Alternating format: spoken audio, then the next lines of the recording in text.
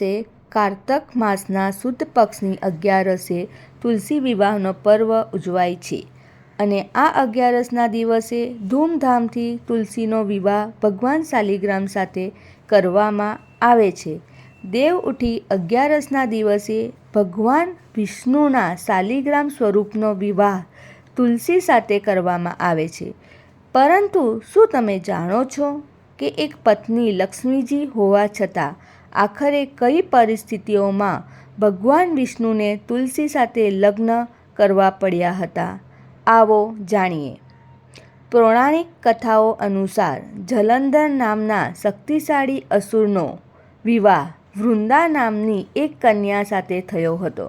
વૃંદા ભગવાન વિષ્ણુની પરમ ભક્ત હતી. વૃંદાની ભક્તિ અને સતીત્વના બળ પર જલંધર અજેય બની ગયો. બધા દેવતા તેનાથી કંટાળી ચૂક્યા હતા. એકવાર તેણે પાર્વતી માતા ઉપર કુદ્રષ્ટિ નાખી તો ત્રિદેવોએ તેના વધની યોજના બનાવી. ભગવાન શિવે તેની સાથે યુદ્ધ કર્યું, જેમાં તેઓ હારી ગયા. બધા દેવતા દુઃખી થઈને ભગવાન વિષ્ણુની શરણમાં પહોંચ્યા.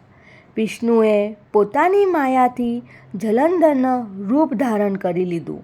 ત્યારબાદ તેમણે વૃંદાના સતીત્વને ભંગ કરી નાખ્યું.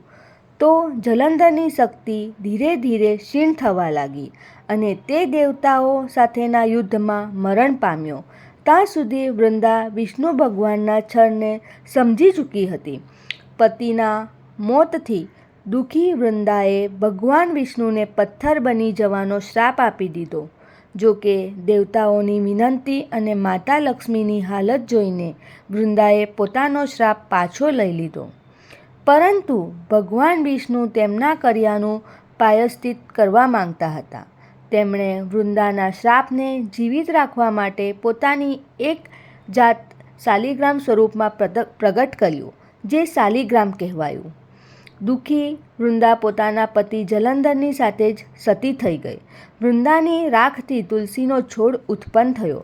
વૃંદાનું માન જાળવવા માટે દેવતાઓએ શાલિગ્રામ સ્વરૂપી વિષ્ણુ ભગવાનનો વિવાહ તુલસી સાથે કરાવ્યો. તેને દેવ ઉઠી 11રસ કહેવાય છે. ભગવાન વિષ્ણુએ વૃંદાને કહ્યું કે આવતા જન્મમાં તમે એક છોડ સ્વરૂપે પ્રગટ થશો, જેનું નામ હશે તુલસી. તમે મને લક્ષ્મી કરતાં વધારે પ્રિય હશો.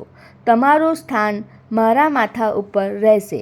આટલું જ નહીં, હું તમારી વગર કોઈ પણ પ્રકારનું ભોજન પણ નહીં કરું. તેથી જ ભગવાન વિષ્ણુ કે તેમના તમામ અવતારની પૂજામાં પ્રસાદમાં તુલસી હોવી અનિવાર્ય છે. તો આ હતી તુલસી વિવાહની કથા. સૌને મારા જય શ્રી કૃષ્ણ. તમને વિડીયો પસંદ આવ્યો હોય તો લાઈક, સબસ્ક્રાઈબ અને શેર જરૂર કરશો. જય શ્રી કૃષ્ણ.